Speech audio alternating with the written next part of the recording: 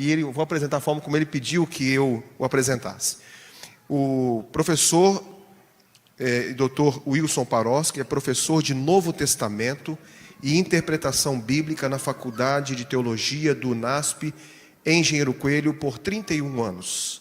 Durante todo esse período ele lecionou ali vários pastores que são formados hoje em nossa associação, em nossa divisão sul-americana, e alguns lugares também do mundo foram alunos do professor Wilson Paroski. Eu, infelizmente, não tive o privilégio de ser aluno do Dr. Wilson, mas quem sabe um dia, né, Dr. Wilson? A gente pode estudar juntamente com o professor. Desde 2018, o Dr. Wilson Paroski ensina na Universidade Adventista Southern, nos Estados Unidos. E com ele agora a palavra, nós queremos te agradecer, pastor, por aceitar o convite de estar aqui conosco. Que Deus te use mais uma vez, como tem usado sempre.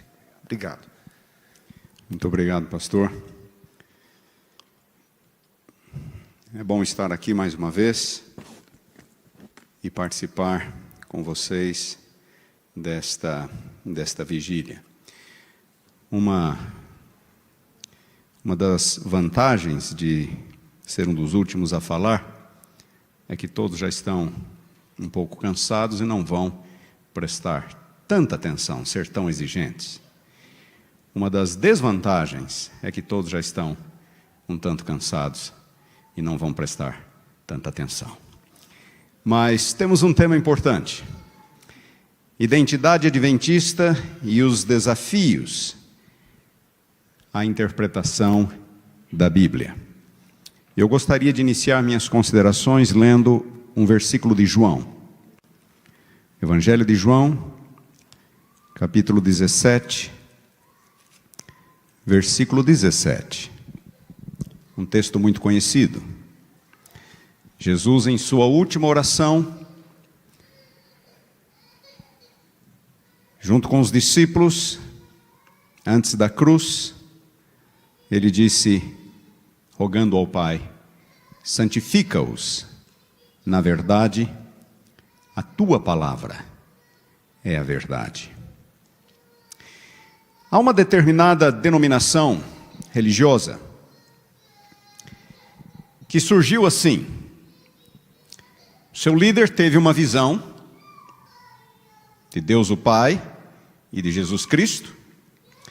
3 anos mais tarde, ele encontrou umas placas de ouro escondidas. E então, com a ajuda de um anjo, ele traduziu estas placas de ouro. E este conteúdo se tornou o livro principal desta denominação.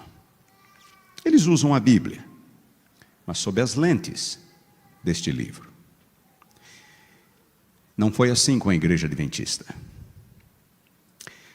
Certa vez, alguns anos atrás, recebi a visita de um pastor evangélico que veio passar o sábado com sua família conosco. À tarde, ao conversarmos um pouco, falávamos sobre o princípio evangélico, o princípio protestante da sola escritura, só a escritura, ou pela escritura somente. E então este pastor evangélico disse: mas vocês não acreditam neste princípio, acreditam? Eu falei: claro que acreditamos, claro que nós seguimos este princípio. E a pergunta dele seguinte foi: e quanto a Ellen White?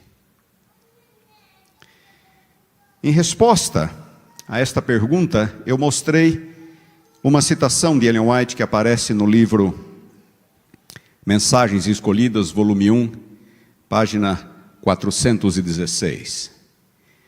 Eu gostaria de compartilhar esta citação de Ellen White com vocês. Mensagens Escolhidas, volume 1, página 416. Vocês não estão podendo ver aqui? Já está. Muito bem. Diz a senhora White: é a última citação do Mensagens Escolhidas, volume 1. A Bíblia. E a Bíblia tão só deve ser nosso credo. Nossos próprios pontos de vista e ideias não devem controlar nossos esforços. O homem é falível, mas a palavra de Deus é infalível. Ergamos o estandarte no qual está escrito a Bíblia, nossa regra de fé e disciplina. Este pastor evangélico, amigo meu, ficou pasmo. A própria Ellen White dizendo isso de forma tão clara e incisiva, a Bíblia e a Bíblia tão só. Na verdade, queridos, Ellen White sempre reconheceu e afirmou a autoridade das Escrituras. Já em seu primeiro livro, em 1857, ela declarou: como é que eu faço esse controle funcionar? Eu preciso apontar para algum lugar em particular? Para onde? Para cá. Não está indo. Eu vou precisar da ajuda deles lá atrás para passarem os slides para mim. Muito bem.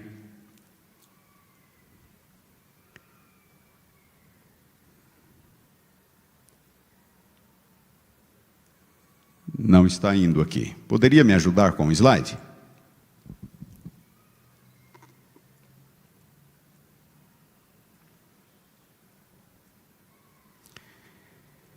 Seu primeiro livro, 1857, Primeiros Escritos, página 78, a senhora White escreveu: recomendo-vos, caro leitor, a palavra de Deus, como regra de vossa fé e prática. Por essa palavra seremos julgados. Primeiro livro. Próxima citação, por gentileza. 30 anos mais tarde, 1888, na primeira edição do Grande Conflito, a senhora White declarou: em sua palavra, Deus conferiu aos homens o conhecimento necessário à salvação. As santas escrituras devem ser aceitas como autorizada e infalível revelação da sua vontade. Elas são a norma do caráter, o revelador das doutrinas, a pedra de toque da experiência religiosa. Grande Conflito, página 9. E aqueles que consideravam seus escritos uma adição à Bíblia, a senhora White escreveu nos Testemunhos, volume 5, páginas 664, 665, não estáis familiarizados com as Escrituras. Repito, aqueles que consideravam seus escritos uma adição à Bíblia. Ela diz: não estáis familiarizados com as Escrituras. Se tivesseis feito da palavra de Deus objeto de estudo regular, com o desejo de alcançar os padrões bíblicos, não teria havido necessidade dos testemunhos dos escritos dela. É porque negligenciastes familiarizar-vos com o livro inspirado de Deus, que ele procurou alcançar-vos através de testemunhos simples e direto, chamando a atenção para as palavras da inspiração que negligenciastes obedecer, insistindo em que vossa vida se paute de acordo com estes puros e elevados ensinos. Por fim, em seu último sermão, numa sessão da Conferência Geral, já no final da sua vida, 1909, a senhora White prega o sermão, e então ela se dirige até a cadeira. Antes de chegar, ela volta ao púlpito, levanta a Bíblia, e ela diz: irmãos e irmãs, recomendo-vos este livro. Ellen White jamais mudou sua opinião sobre a centralidade e a singularidade da Bíblia. Numa das minhas Bíblias, eu tenho na contracapa uma citação impressa de Ellen White, Grande Conflito, página 595, onde ela diz assim: Deus terá sobre a terra um povo que mantenha a Bíblia, e a Bíblia só, como norma de todas as doutrinas e a base de todas as reformas. As opiniões de homens ilustres, diz ela, as deduções da ciência, os credos ou as decisões dos concílios eclesiásticos, tão numerosos e discordantes como são as igrejas que representam a voz da maioria, nenhuma dessas coisas, diz ela, nem todas em conjunto, deveriam considerar-se como prova, ou em favor ou contra qualquer ponto de fé religiosa. Antes de aceitar qualquer doutrina e preceito, devemos pedir em seu apoio um claro "assim diz o Senhor". Grande Conflito, 595. Por que eu estou dizendo isto? Não é porque cremos no ministério profético de Ellen White que vamos abrir mão da singularidade e da centralidade da Bíblia. Talvez ninguém tenha articulado mais, tenha falado mais e com tanta clareza sobre a singularidade da Bíblia, a importância da Bíblia, como nossa regra de fé e prática nos meios adventistas, como a própria Ellen White. Uma luz menor, diz ela, sobre si mesma, para conduzir homens e mulheres a uma luz maior, a palavra de Deus. E sempre foi assim, desde o início do movimento millerita. Guilherme Miller, antes um leitor ávido de obras deístas, filosóficas, após a sua conversão em 1816, se tornou basicamente o homem de um livro apenas, e este era a Bíblia. Na época da sua conversão, ele disse: as Escrituras se tornaram o meu deleite, e em Jesus eu encontrei um amigo. As Escrituras se tornaram o meu deleite. Anos mais tarde ele escreveu a um jovem ministro: você deve pregar a Bíblia. Guilherme Miller: você deve pregar a Bíblia. Você deve provar todas as coisas pela Bíblia. Você deve falar da Bíblia, exortar pela Bíblia, orar sobre a Bíblia, amar a Bíblia e fazer tudo o que puder para que outros também amem a Bíblia. Guilherme Miller adotou alguns princípios de interpretação que sempre foram parte do legado da Reforma Protestante. Os adventistas herdaram o princípio da sola Escritura e como interpretar a Bíblia corretamente. Um dos princípios utilizados por Guilherme Miller era o da tota Escritura, ou seja, toda a Escritura. Nenhuma parte da Bíblia deve ser sobrevalorizada, nenhuma parte deve ser subvalorizada. Toda a Bíblia representa a palavra de Deus. Ele também dizia que a Bíblia deve ser estudada com diligência e fé. Sim, estamos pisando em terreno santo. Como Deus disse a Moisés junto à sarça ardente: tira as sandálias dos seus pés, porque o lugar em que estás é terra santa. Assim também ao nos aproximarmos da Bíblia, com fé e diligência. Deus vai iluminar aquele que assim o faz. Deus vai ajudá-lo a entender a sua palavra. Outra ênfase de Guilherme Miller: estudar tudo o que a Bíblia diz sobre determinado assunto, tudo. Comparar passagem com passagem, se o resultado for harmônico, sem contradição, então não tem como estar errado. E também a Bíblia deve se interpretar a si mesma.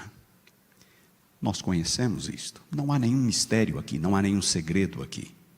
É o legado protestante, o legado dos reformadores. E assim foi com todos os nossos pioneiros. Tiago White, em 1847, escreveu: a Bíblia é uma revelação perfeita e completa. Ela é a nossa única regra de fé e prática, a Bíblia. Eu poderia continuar citando, mostrando citações de nossos pioneiros. Doutrina do santuário. Algumas pessoas nos acusam de termos uma doutrina baseada em Ellen White, não na Bíblia. Claro que Ellen White escreveu muito sobre o santuário, como ela escreveu muito sobre a cruz, como ela escreveu muito sobre o amor de Deus. Mas a doutrina do santuário é perfeitamente, completamente bíblica. E um detalhe curioso: alguns autores protestantes têm redescoberto esta doutrina. Eu poderia citar alguns nomes, como o de David Moffat, que começou a escrever recentemente e chegou a uma compreensão, ainda em processo, muito próxima daquilo que nós acreditamos sobre a doutrina do santuário.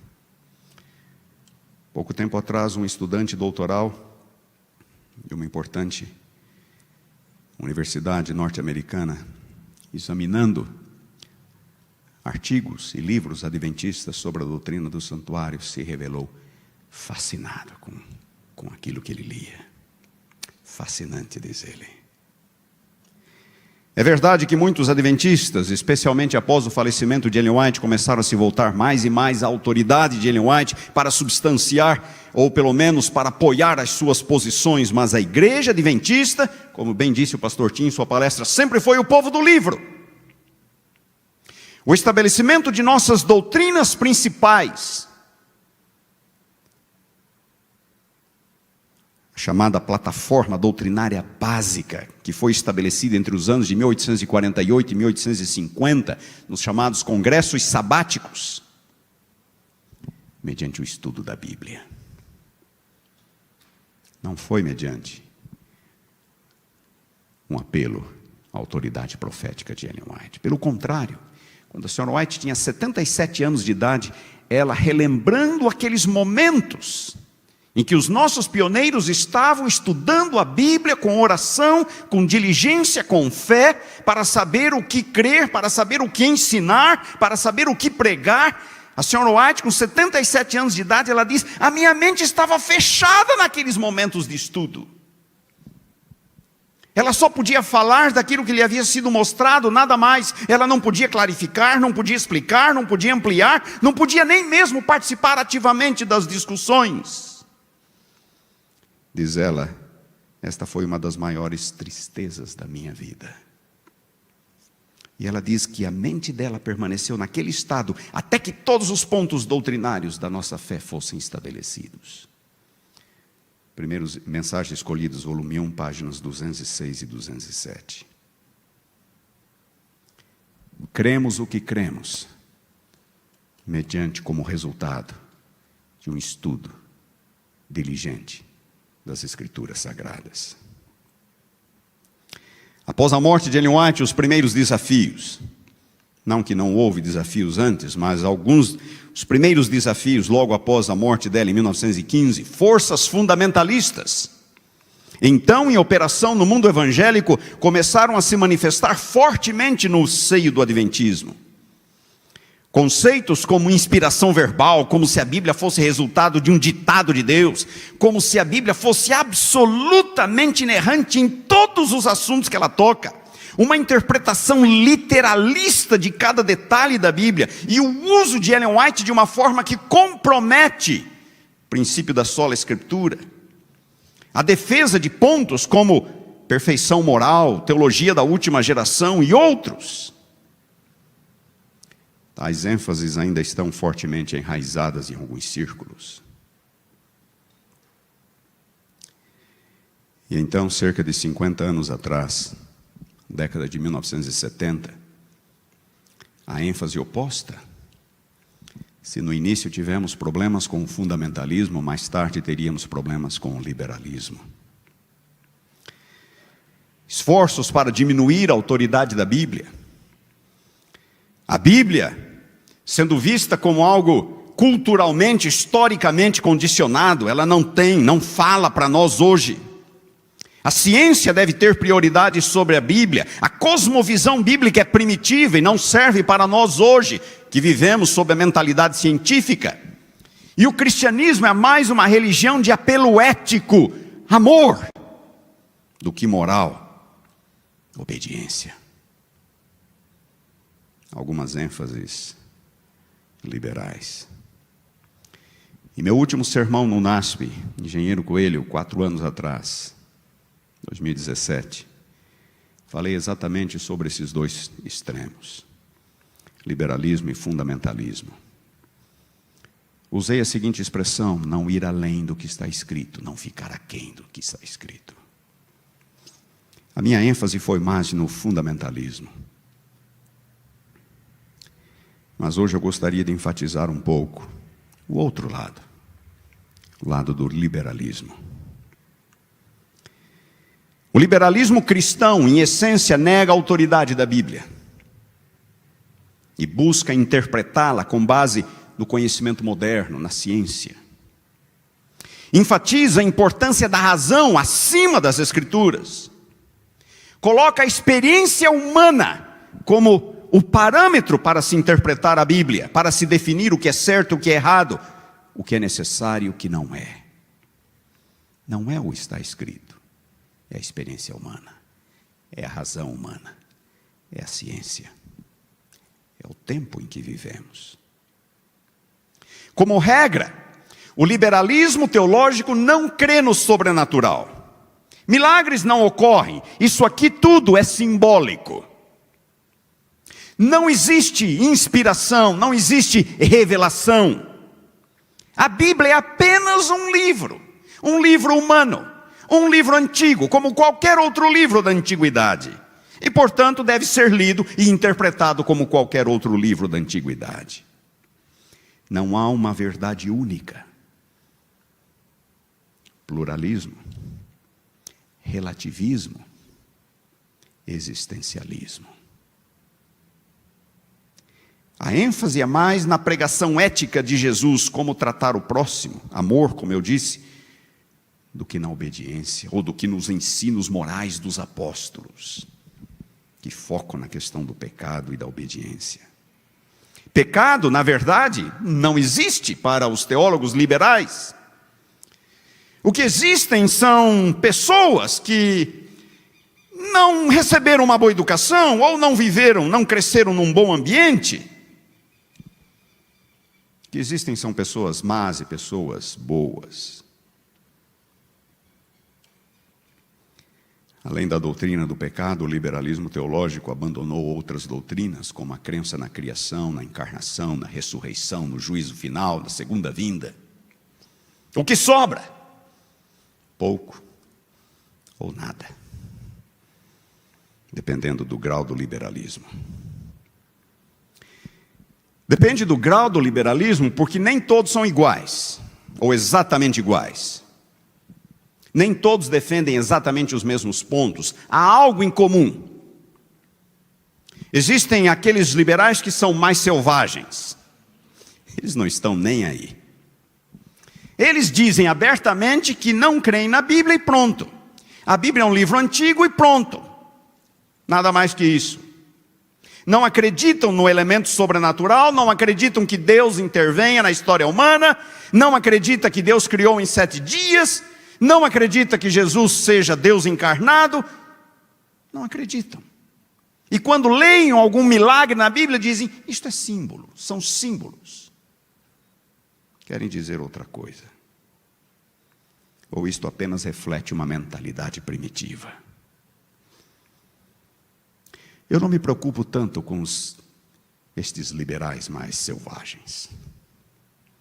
Me preocupo mais com um outro grupo, um outro tipo de liberais. Eles são mais dissimulados. Eles ainda querem passar a ideia de que são bons cristãos. Na verdade, eles são aqueles que realmente entendem a palavra de Deus. Eles procuram passar a ideia de que acreditam em Deus, de que respeitam a Bíblia e de que estão preocupados e interessados em religião, mas no fundo, eles não pautam seus ensinamentos pela palavra de Deus, eles torcem a palavra de acordo com seus interesses, suas opiniões pessoais. Eles mutilam a palavra, pegando aquilo que lhes convém, deixando de lado aquilo que não convém. Relativizam princípios e normas. Defendem bandeiras sociais que não fazem parte do Evangelho como se fossem a essência do Evangelho. Confundem. Eles não gostam de falar de pecado. Uma vez ouvindo a palestra de um teólogo protestante, ele disse, pecado é uma palavra rançosa e deve ser evitada. Estes liberais dissimulados, eles redefinem o que é pecado, redefinem o que é graça. Na verdade, em última instância, eles acabam criando um Deus à sua imagem e semelhança. A Bíblia diz que no princípio nós fomos criados à imagem e semelhança de Deus. O que eles querem agora é criar um Deus à imagem aviltada e degenerada do ser humano pecador. Promovem uma religião própria, existencialista, humanista, ditada pela experiência humana, por filosofias humanas, não por um assim diz o Senhor. Esses liberais dissimulados, também chamados de cristãos progressistas, dizem de forma aberta e declarada que interpretar a Bíblia literalmente ou tê-la como autoridade final em assuntos de fé e prática é idolatrar a Bíblia. Eles confundem. A intenção deles é confundir. Em vez de assumirem que são eles que, na verdade, não se submetem à autoridade da Bíblia, ficam gerando dúvidas, embarreando as águas, desviando pessoas. Alguns defendem um determinado princípio cristológico, como se Jesus fosse a chave para se interpretar a Bíblia. A ideia de que a verdadeira palavra de Deus se encontra apenas no exemplo e nos ensinamentos éticos de Jesus. Na verdade, eles querem fugir das claras repreensões e exortações morais que encontramos também nos ensinos de Jesus, mas principalmente nas cartas apostólicas. Eles acham que essas mensagens que nós encontramos nas cartas apostólicas são secundárias, são menos importantes para nós hoje. Eles dizem que são cultural e historicamente condicionadas. Elas refletem preocupações daquela época.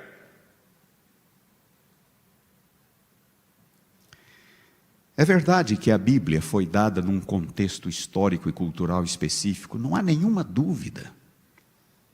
Mas os ensinamentos bíblicos transcendem cultura ou momento histórico. E a Bíblia fala a todos os povos, a todas as épocas, a todas as culturas. Como Jesus enfatizou o amor, a graça, a bondade, a humildade, a sinceridade, o respeito mútuo, eles querem reduzir o cristianismo a isso. Cristianismo para eles é apenas uma questão ética. E aqui eu gostaria de frisar alguns pontos. Jesus falou de pecado tanto quanto de graça. Jesus não veio apenas para falar de amor, mas para salvar o mundo dos seus pecados. Mateus 1:21. Ele veio para falar de graça, mas para chamar pecadores ao arrependimento. Ele disse que há mais alegria no céu por um pecador que se arrepende do que por 99 justos que não precisam de arrependimento.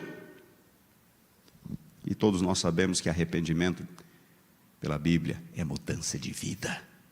Não é apenas tristeza pelo pecado, é mudança de vida. Jesus falou daqueles que blasfemam contra o Espírito Santo e por isso são réus do pecado eterno. Ele acusou muitos de sua geração de serem adúlteros e pecadores. Ele foi apresentado como o Cordeiro de Deus que tira o pecado do mundo. Ele disse que todo que comete pecado é escravo do pecado. Ele disse que aqueles que não se arrependessem morreriam em seus pecados. Disse que o Espírito Santo viria para convencer o mundo do pecado, da justiça e do juízo. Ele perdoou uma mulher pecadora, mas também disse a ela: vai, não peque mais. Não, Jesus não foi omisso em relação ao pecado. Jesus falou e falou muito e falou claramente sobre o pecado que existe no coração humano, que avilta e que degrada. Segundo ponto, Jesus reconheceu plenamente a autoridade das Escrituras de seus dias. Se é para ter Jesus como nosso modelo, Então vamos ver a postura de Jesus frente às Escrituras, e nós conhecemos. Não pensem que eu vim revogar a lei e os profetas. Eu não vim para revogar, eu vim para cumprir, disse Jesus. E ele acrescentou: enquanto durarem o céu e a terra, nem um i ou um tio jamais passará da lei, sem que tudo se cumpra. E em seguida ele diz que aqueles que violam mesmo os menores mandamentos, e assim o ensinam aos homens, não entrariam no reino dos céus. Jesus jamais relativizou a importância das Escrituras. Jesus sempre honrou o está escrito. Jesus viveu pela palavra e pregou a palavra. Se é para ter Jesus como nosso exemplo, é isso, é este o Jesus que nós encontramos na Bíblia. Terceiro ponto. É verdade que existem mais ensinamentos morais nas cartas apostólicas do que na pregação de Jesus. Isto é verdade. Mas isto se deve ao fato de que foram os apóstolos que tiveram que lidar com o ingresso de pagãos ou de ex-pagãos no cristianismo.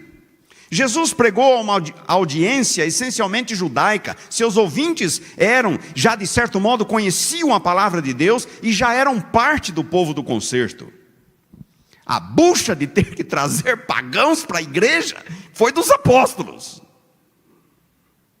Eles que tinham que lidar com ex-pagãos, um paganismo idólatra, excessivamente moral. Se eu pudesse, gastaria tempo para descrever para vocês o mundo em que os apóstolos viveram e pregaram.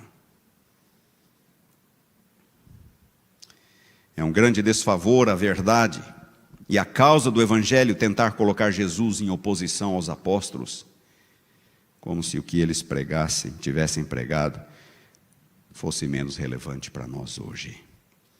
É claro que a fé cristã tem que ser baseada em Cristo, mas é um grave erro achar que a mensagem de Cristo exclui a mensagem daqueles a quem Ele chamou, ensinou e autorizou a pregar.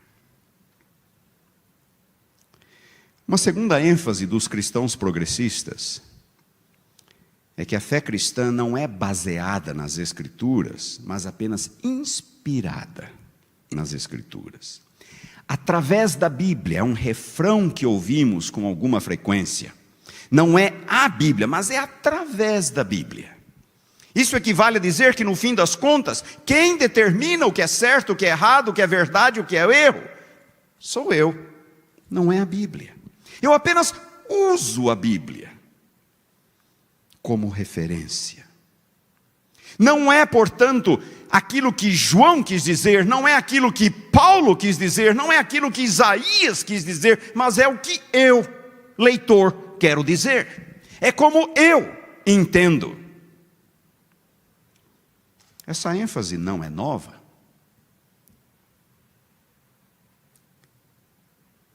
Não é muito diferente de um método interpretativo chamado neo-ortodoxia, segundo a qual a Bíblia não é a palavra de Deus, ela apenas se torna a palavra de Deus à medida que ela me inspira, quando eu a leio, à medida que ela me leva até Deus. Mas na verdade quem define o que é certo e o que é errado sou eu em minha relação com Deus, não é a Bíblia. A Bíblia apenas é um fator de inspiração. Assim, qualquer um pode acabar defendendo qualquer coisa. Pode crer em qualquer coisa. Se a Bíblia não for autoritativa naquilo em que ela diz, então ela não é autoritativa de jeito nenhum. A autoridade sai da Bíblia e vem para o leitor. E uma terceira característica dos cristãos progressistas, ou aqueles a quem eu chamei de liberais dissimulados, é a ênfase nas questões sociais. Questões como socialismo, racismo, feminismo, ecologismo, homossexualismo, transgenerismo e outras ideologias modernas. eles abraçam essas ideologias. Na verdade, eles querem reduzir o evangelho a questões sociais, ou usar o cristianismo como desculpa para uma agenda social. E aqui eu quero deixar bem claro, não há dúvida de que existem problemas sociais no mundo. Há pobreza, há racismo, há discriminação e abuso da mulher e outros ainda, mas a pergunta é, por que existem estas coisas? Porque há uma classe dominante, uma classe opressora? Ou uma classe opressora porque o rico oprime o pobre, o branco oprime o negro, o homem oprime a mulher? É por isso? Pode até ser que alguns o façam, mas isso está longe de explicar tudo, e em muitos casos não explica nada. Há diversos fatores, inclusive o livre-arbítrio humano,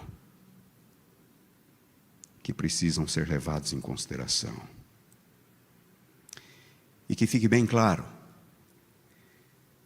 a palavra de Deus diz que por detrás de todas as mazelas que afligem a vida e a sociedade humanas, está algo bem mais profundo, chamado pecado. Focar nos ismos, como se eles fossem a solução, é como tentar combater leucemia com aspirina. Pior ainda, por detrás de todos esses ismos, está uma visão humanista, antropocêntrica, é o homem no centro. Na realidade, eles ignoram a Deus, seu projeto criador, o seu plano redentor, e buscam soluções imediatas, aqui e agora. No existencialismo, mudam-se as noções de bem e de mal, de certo e de errado, de justo e de injusto. Por exemplo, a questão da justiça social. Estudem o que é justiça na Bíblia. Justiça é retidão, é harmonia com a vontade de Deus. Isto é justiça. Mas em nome de uma suposta equidade, eles mudam o evangelho, relativizam a Bíblia, como se ela devesse ser interpretada à luz da experiência humana, quando deveria ser o contrário.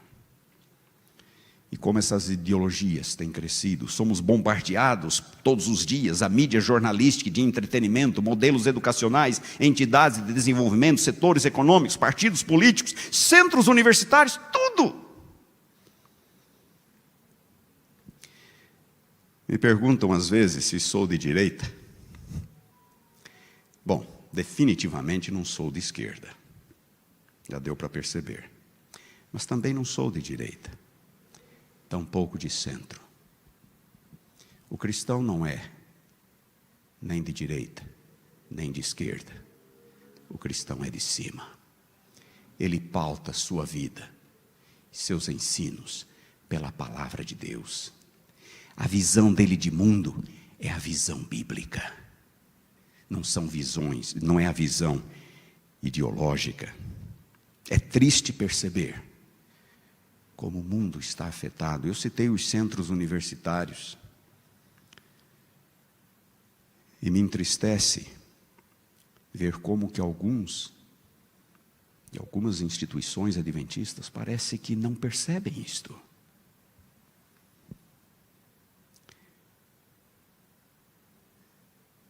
É uma pena. De onde vem a maioria dos nossos professores? Onde eles se formaram? Se perguntarmos para alguns deles qual é o diferencial da educação adventista, é possível que alguns deles respondam: porque nas nossas escolas os alunos têm o sábado, ou por causa das classes de educação de ensino religioso. Que tragédia! Claro que o sábado é importante, claro que as classes de educação religiosa são importantes, mas o diferencial da educação adventista é ser pautada por uma visão bíblica de mundo, uma visão bíblica de realidade. Não basta ser adventista, tem que saber o que a Bíblia ensina, tem que saber, tem que conhecer e compartilhar e partilhar desta visão bíblica, que na verdade é a história do grande conflito entre o bem e o mal. É claro que o verdadeiro cristão vai ajudar o pobre, não será racista, vai cuidar do planeta, não vai discriminar ou inferiorizar a mulher, mas isto jamais vai ocorrer por meio da luta de classes ou da diminuição das liberdades individuais, o nosso maior bem.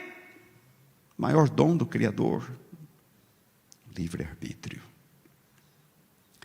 Se a graça não fizer de nós pessoas e cidadãos melhores, então é porque ainda não a experimentamos. Se a graça não fizer de nós pessoas e cidadãos melhores, então nada o fará. E agora eu quero que vocês prestem muita atenção. Para aqueles que tentam usar o próprio Jesus como desculpa para defender bandeiras socio-ideológicas, eu gostaria de dizer o seguinte: Jesus acolhia sim o oprimido, mas jamais vestiu uma camiseta vermelha esboçando no peito uma foice e um martelo. Ele disse: vinde a mim, todos os que estáis cansados e sobrecarregados, e eu vos aliviarei. Jesus acolhia a prostituta, mas jamais promoveu o sexo livre, fora do casamento ou fora dos padrões bíblico-cristãos. Ele disse a ela: agora vá e não peque mais. Jesus acolhia o pobre, mas jamais estimulou a luta de classes como solução para a pobreza. Ele disse: os pobres sempre tendes convosco. Jesus acolhia a mulher, mas jamais levantou a bandeira da causa feminista. Tem bom ânimo, filha, a tua fé te salvou. Jesus defendia a liberdade, mas jamais se engajou numa revolta contra o colonialismo romano. Dai a César o que é de César, dai a Deus o que é de Deus. Jesus defendia a dignidade humana, mas jamais abriu mão de uma visão teocêntrica da realidade, Deus no centro, e do projeto redentor de Deus, do projeto criador e do projeto redentor de Deus. Não tendes lido, disse ele, que o Criador, desde o princípio, os fez homem e mulher. Jesus amava o pecador, mas jamais foi conivente com o pecado, qualquer que fosse, por menor que fosse. A hipocrisia dos líderes judaicos jamais foi para ele uma desculpa para tolerar o pecado em qualquer de suas formas.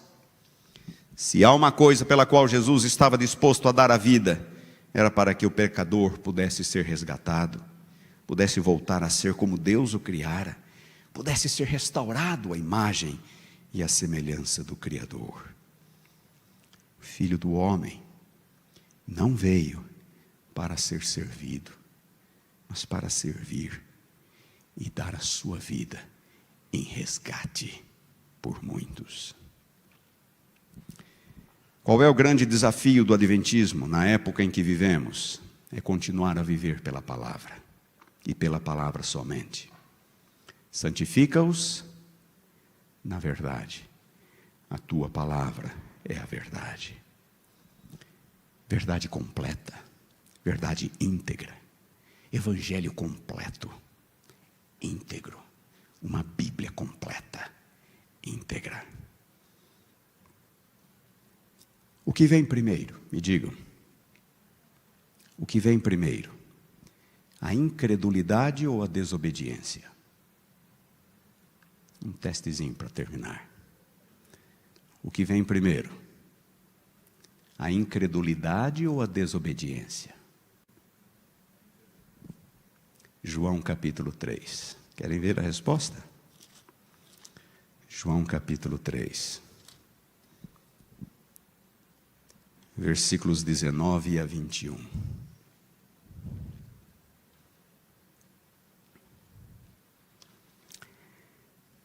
O julgamento é este, disse Jesus, que a luz veio ao mundo, mas os homens amaram mais as trevas do que a luz. Incredulidade. Por quê? Por quê? Suas obras eram más. Desobediência. Pois todo aquele que pratica o mal aborrece a luz e não se chega para a luz, a fim de não serem arguidas as suas obras. É a desobediência que conduz à incredulidade. As pessoas amam as trevas, suas obras más, seus pecados, e aí não tem outra solução senão tentar torcer, desqualificar, minimizar, diminuir o significado da autoridade bíblica. Pois todo aquele que pratica o mal aborrece a luz, e não se chega para a luz a fim de não serem arguidas. Eles não querem ser reprovados pela palavra. Versículo 21, mas quem pratica a verdade, aproxima-se da luz, a fim de que suas obras sejam manifestas, porque elas são feitas em Deus. Aquele que pratica a verdade, não teme a verdade. Ele vive na presença de Deus. Não tem medo de suas obras serem julgadas pela autoridade da verdade da palavra. Que Deus nos abençoe. Que possamos continuar fazendo da Bíblia nossa regra de fé e prática. Amém.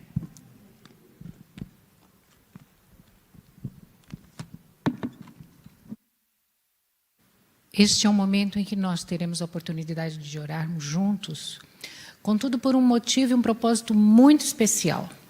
Nós tivemos a oportunidade de ouvir ao longo da tarde, neste início de noite, sobre tantas influências para causar uma ruptura